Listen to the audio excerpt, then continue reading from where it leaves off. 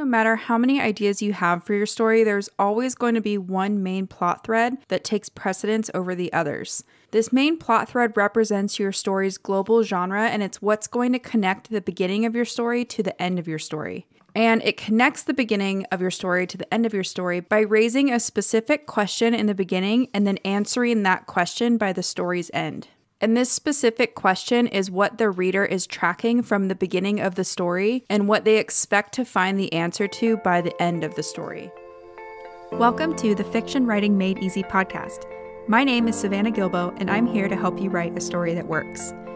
I want to prove to you that writing a novel doesn't have to be overwhelming. So each week, I'll bring you a brand new episode with simple, actionable, and step-by-step strategies that you can implement in your writing right away. So whether you're brand new to writing or more of a seasoned author looking to improve your craft, this podcast is for you. So pick up a pen and let's get started.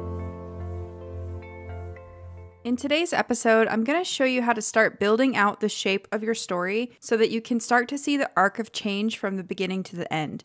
And the reason I like to look at stories like this is because when you know what needs to happen at the beginning and the end of your story, it becomes a whole lot easier to figure out everything that needs to happen in between. So if you've ever wondered things like, how the heck am I supposed to take all of these ideas in my head and then turn them into a story that works? Or if you've ever wondered how you can possibly start to create some kind of shape in your story when your idea hasn't even fully taken shape, then I think you're going to really like today's episode. Now, before we dive in, I want to mention that it would be extremely helpful to have some idea of your story's global genre before you can start to figure out where your story is going to start and end. I'm going to link to an episode on choosing the best genre for your story in the show notes in case you want to go listen to that episode first. But either way, it's always a good idea to start with your story's global genre in mind. And that's because no matter how many ideas you have for your story, there's always going to be one main plot thread that takes precedence over the others. This main plot thread represents your story's global genre, and it's what's going to connect the beginning of your story to the end of your story. And it connects the beginning of your story to the end of your story by raising a specific question in the beginning and then answering that question by the story's end. And this specific question is what the reader is tracking from the beginning of the story and what they expect to find the answer to by the end of the story. It's also what gives a story a sense of narrative drive and what makes the reader want to turn page after page to find out what's going to happen next or how that central story question will be answered. And this is where your story's genre comes in because each genre asks a really specific central question. So in action stories, the central question is some version of, is the protagonist going to defeat the antagonist and survive the encounter? In romance novels, the central question is some version of, are these two individuals going to get together and live happily ever after? In a mystery novel, the central question is some version of, is the protagonist going to identify the criminal and bring him or her to justice? So each genre has a specific question that it asks in the beginning and answers by the story's end. I won't go over each of these questions in today's episode, but if you go to the blog post for today's episode, you can see each of these central questions listed out. I'll link to that blog post in the show notes for you guys. So you might be thinking, okay, all of this sounds pretty good and it makes sense on the surface, but how does it actually help you write a story? If you can figure out what central question your story is asking and then how to answer that question by the end of the story, then you're going to be able to create a framework that the rest of your story can fit within. And that's really because these two key ask and answer moments are going to become the global inciting incident and the global climax of your story. So let's talk about what the inciting incident is first. The inciting incident is a scene that raises the main story question.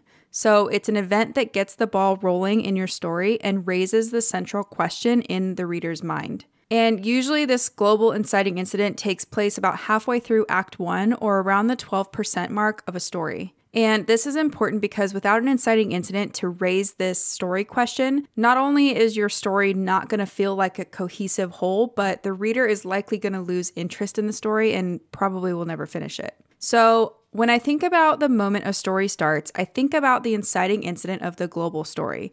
So what's that thing that happens that kicks off the story? Or what's the incident that causes the first domino to fall and then knock into the other dominoes? And that's what's going to create your plot. There's probably going to be a handful of scenes before this global inciting incident, but not really too many.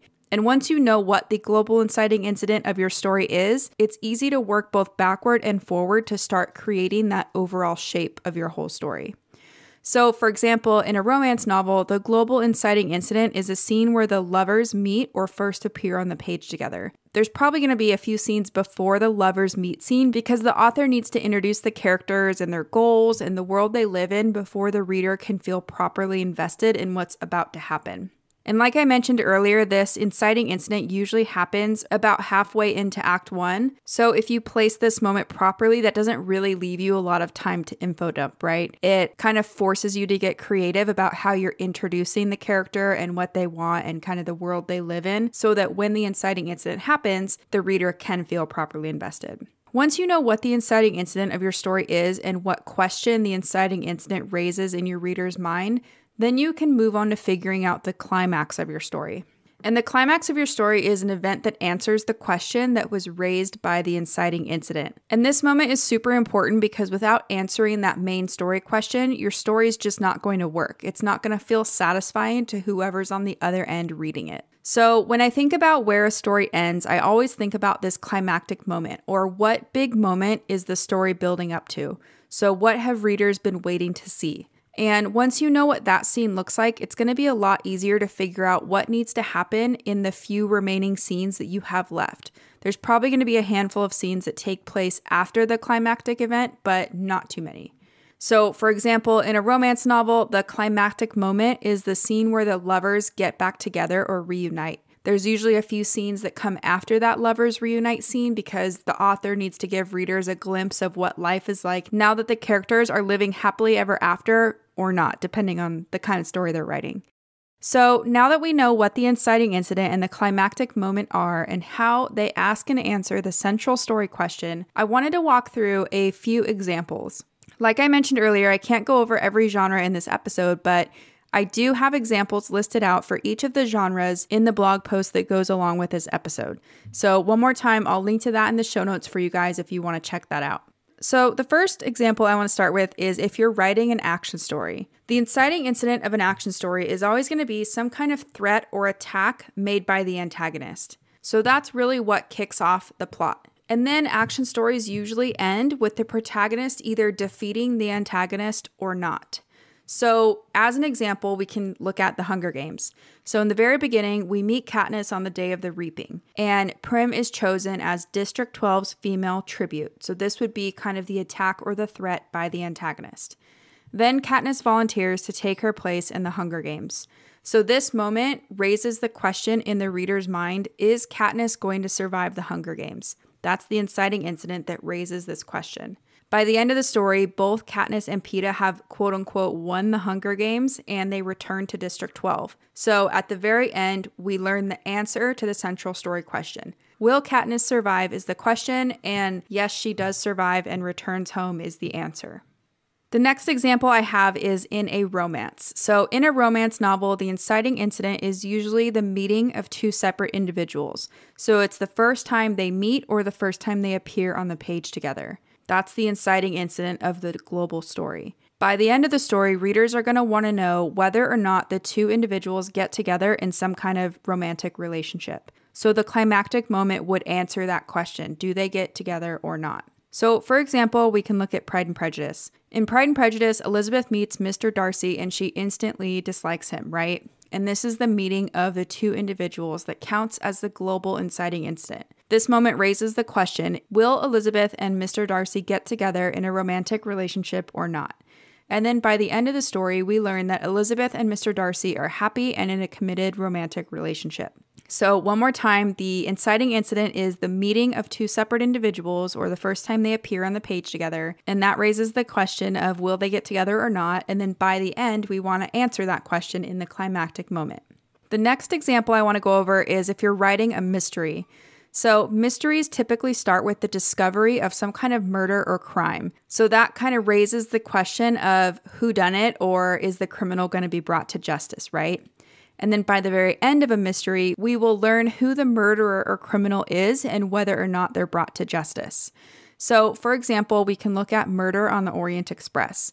In Murder on the Orient Express, a passenger is killed, which is the inciting incident. It's the discovery of this murder, and the conductor asks Hercule Poirot to find the killer.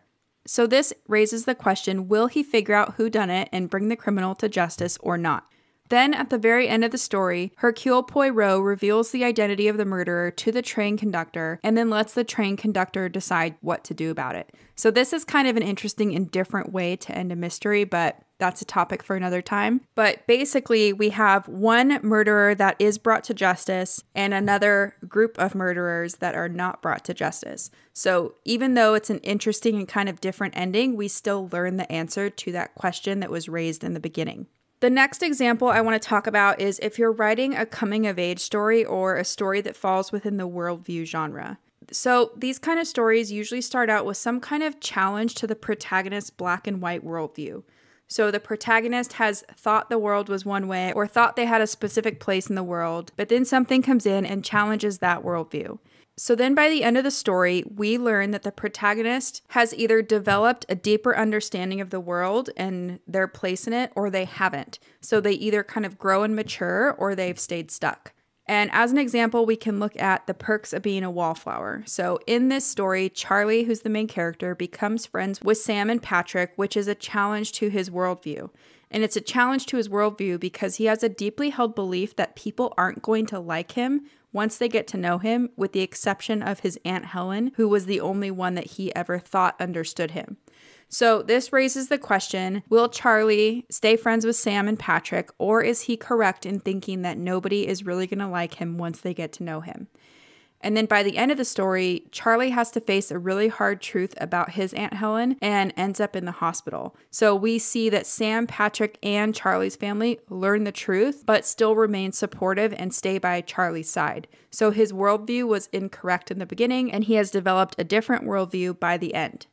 So hopefully you can see what I mean by the central story question and answer, and how this question and answer pairing can inform the big picture shape of your story so that you'll have an easier time writing your novel. And what's really fun about this, or maybe it's just fun to me because I'm pretty nerdy about stories, is that you can start to get clever about how you use these ask and answer moments.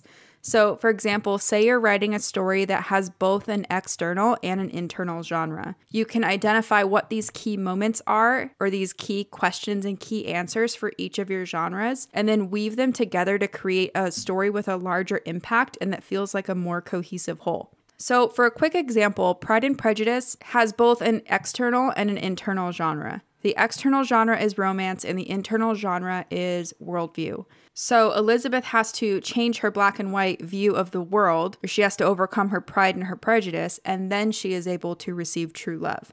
So we have a worldview arc where something challenges her worldview, and by the end of the story, we know whether or not she's changed her worldview.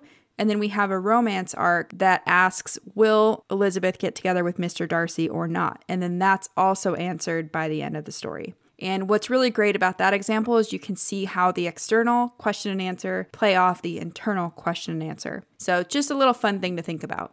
Before I let you go, let's quickly recap what we went over today. So key point number 1 is that once you understand the general shape of your story, it's going to be a lot easier to figure out everything else that needs to happen in the middle.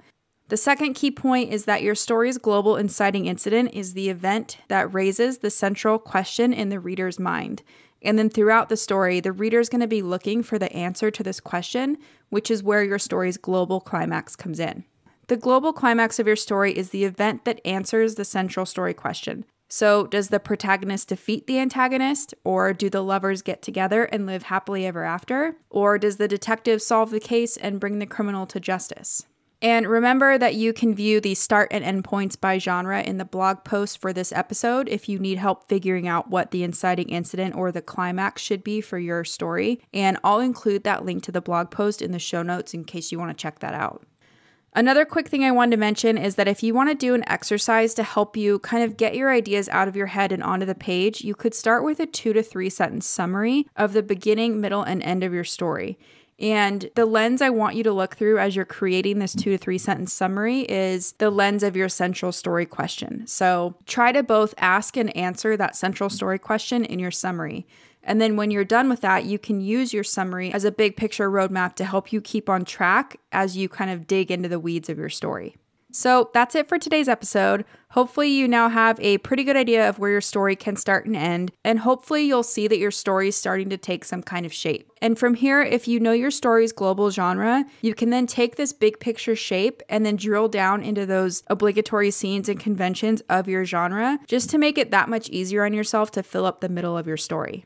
And as a reminder, I'll link to the episode about choosing the best genre for your story in the show notes, just in case you need help choosing the right genre for your idea. So that's it for today's show. As always, I want to thank you so much for tuning in and showing your support. If you want to check out any of the links I mentioned in this episode, you can find them over at savannahgilbo.com/podcast. And if you haven't done so already, make sure you subscribe to the show because there's going to be another brand new episode coming out next week. If you're an Apple user, I'd really appreciate it if you took a few seconds to leave a quick rating and review.